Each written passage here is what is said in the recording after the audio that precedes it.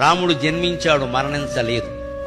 రాముడు కౌశల్యా గర్భాన పుట్టాడు, దశరథుని ఇంట్లో పుట్టాడు, అందరికీ తెలుసు, అందరూ చూశారు. జన్మించాడు కానీ మరణించలేదు.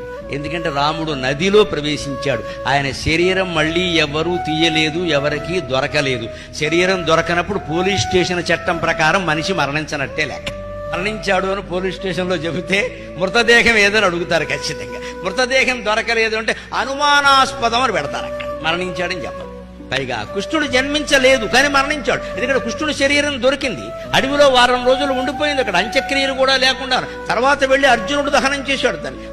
శరీరం దొరికింది కానీ కృష్ణుడు జన్మించలేదు. ఎందుకంటే ఏ శరీరం కృష్ణుడు రూపంలో మరణించిందో ఆ శరీరంతో జన్మించలేదండి కృష్ణుడు. మీరు భాగవతం మూలం చదువుకుంటే అర్థమవుతుంది.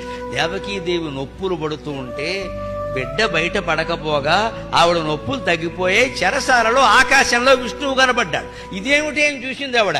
నన్ను భరించలేవు నువ్వు, అందుకే నేనే బయటకు వచ్చానడ.